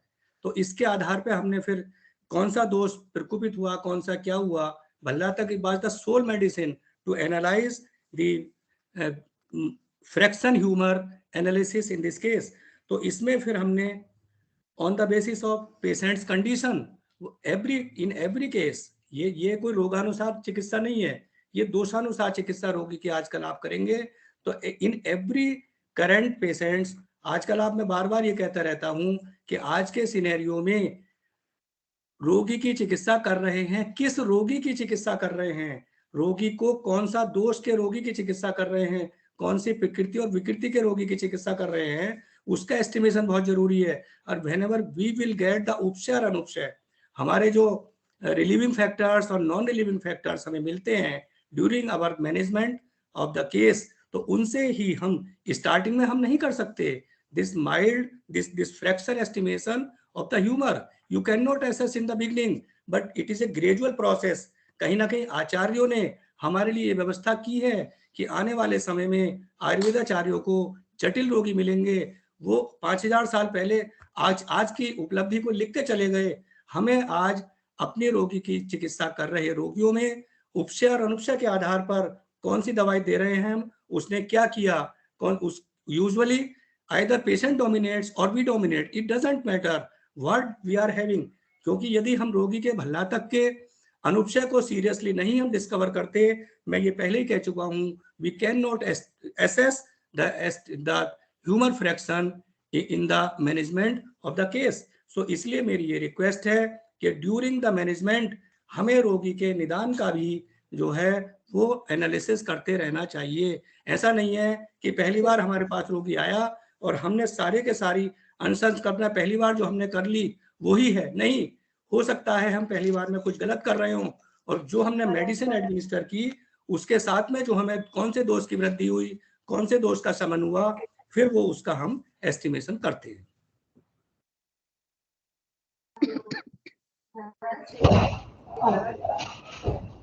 Thank you so much, sir. Thank you. Anyone else? If you have any questions or any feedback?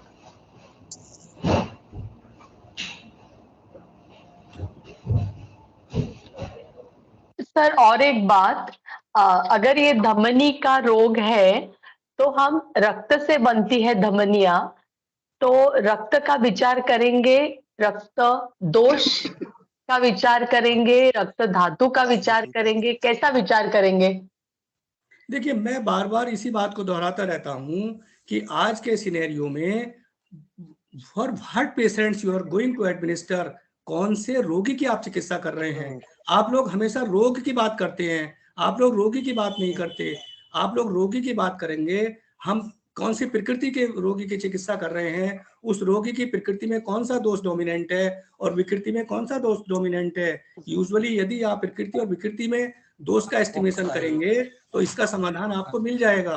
और एक आचार्य सुश्रुत का धमनी में शोथ हुआ, धमनी में शोथ होने से हमने ये मान सकते हैं कि आम और कफ है, क्योंकि पित्त होता तो धमनी में शोथ ही नहीं होता। शोथ जो सिम्टम है वो आम और कफ का है। किसने किया? वात ने। इसका मतलब वात का भी जमावड़ा वहां है और आम और कफ का भी है। इसलिए हमें प्रत्येक रोगी की प्रकृति और विकृति का एनालिसिस अलग अलग करना होगा। किन्हीं भी दो रोगियों की चिकित्सा आज के करंट सिनेरियो में एक नहीं हो सकती। आप यदि मेरे पेपर को, प्रिस्क्रिप्शन को देखेंगे तो किन्हीं भी दो रोगियों की चिकित्सा में एक औषधि नहीं है, एक भी दवाई सेम नहीं है। तो इसलिए जो है हमें प्रकृति और विकृति में दोष का एस्टिमेशन करने से ही ये भी पता लगेगा कि स्रोतस कहाँ है, और फिर हम धीरे धीरे आगे बढ़ते रहेंगे।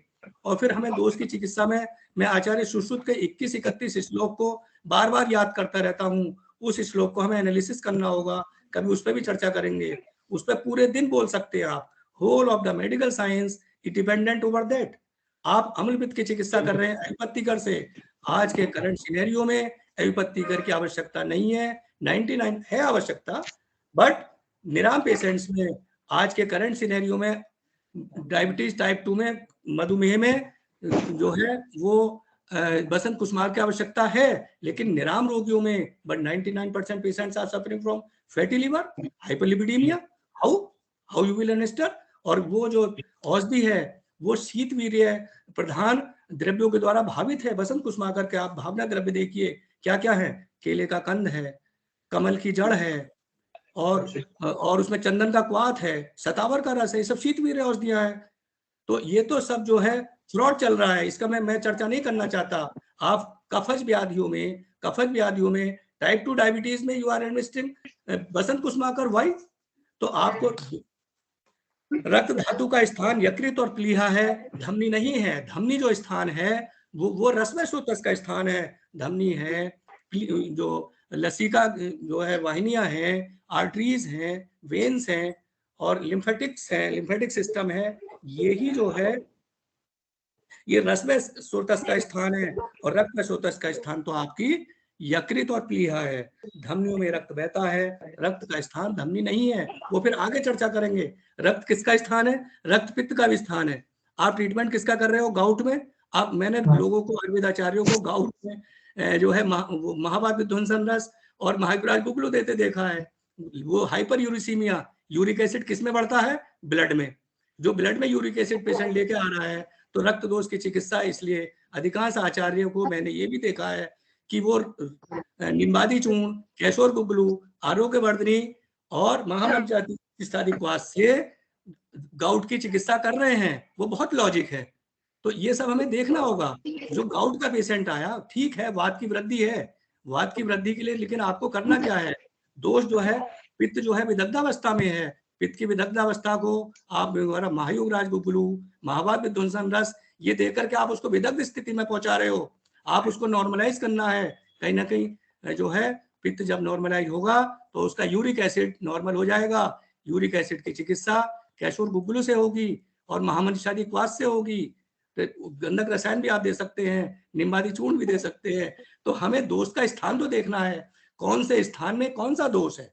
जब आप स्थान में दोष देखेंगे तो चिकित्सा आराम से हो जाएगी। And in the current scenario every patient is having the separate dose in prakriti and विकृति। आज आप अम्लपित्त की चिकित्सा करने बैठ जाते हैं। अम्लपित्त पे कभी फिर आगे बड़ा डिस्कशन करेंगे। आजकल के अम्लपित्त में लोगों को मैंने स्वर्ण सूसे का रस देखा देता है, और स्वर्ण सूसे का रस is the medicine for the निराम पेशेंट। मैंने मोती पिष्टी और प्रवाल पिष्टी देते देखा है। It will further aggravate kapha, it will not समन द पित्त दोष। जिसको फैटी लीवर है और हाइपर एसिडिटी है, डायबिटिक भी है, उसको सूसे का रस मैंने लोगों को देते देखा है। उसके लिए हमें कफ की चिकित्सा करनी होगी, क्योंकि पित्त कहाँ गया है? कफ के स्थान में। आमाशय का ऊपर का स्थान क्या है? कफ का स्थान है आमाशय का ऊपर की जगह, और आमाशय का नीचे का स्थान पित्त का स्थान है। एसिडिटी कहाँ हो रही है? आमाशय के ऊपरी स्थान में और इसोफेगस के लोअर एंड पर वो क्या होगा, वो स्थान होगा कफ का। तो इस तरीके से आप, ये तो बहुत लंबा डिस्कशन है।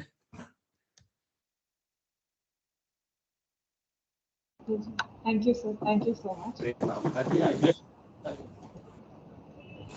Thank you, sir. Thank you, sir, for the explanation. Thank you.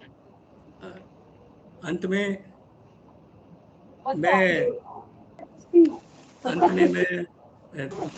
हमारे डायरेक्टर सर आदरणीय डॉक्टर कौस्तुभ उपाध्याय जी और आरए की पूरी टीम, हमारे आदरणीय श्री रामाकृष्णन जी और पूनम मैम और मनीषा मैम और आरएबी की पूरी टीम का मैं हार्दिक अभिनंदन और आभार प्रकट करता हूं। मैं सभी गुरुजनों को, सभी को मैं प्रणाम करता हूं। धन्यवाद, नमस्कार। Thank you, sir. Sir, on a very personal note, I would wish to say that no matter how we can incorporate or not with the technology, but still the presentation of clinical cases and everything is remarkable. There is no match to that. Thank you so much, sir. And I really feel fortunate that I could witness this on this day. Thank you so much, sir. And for the formal vote of thanks, I would like to request Dr. Deepak Joseph from RAV to present formal vote of thanks. Over to you, Dr. Deepak. Thank you, Dr. Manisha. It is an honor for me to have the opportunity to propose a vote of thanks on the 118th webinar of Gyan Ganga, the knowledge of voyage. On behalf of the RAV team, sir, I would like to express a gratitude to Dr. Satyaprakash Gupta. Sir, thank you for the beautiful presentation and for explaining and correlating Ayurveda with the modern aspect. Sir, thanks, sir. I would also like to thank Padma Bhushan Vaidya Shri Triguna ji, governing body RAV, for its blessing and continuous encouragement. I express my humble thanks to Vaidya Manoj Nesri sir, advisor Ayurveda, Ministry of Ayush, for providing us immense support and guidance. We are highly obliged to you.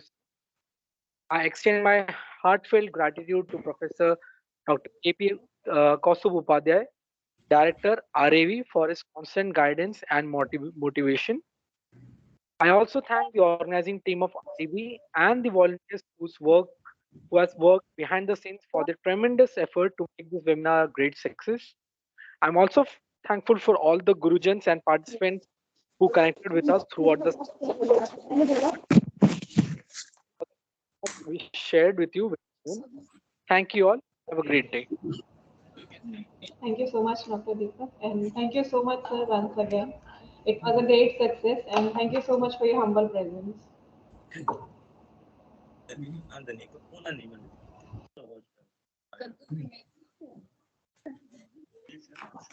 you.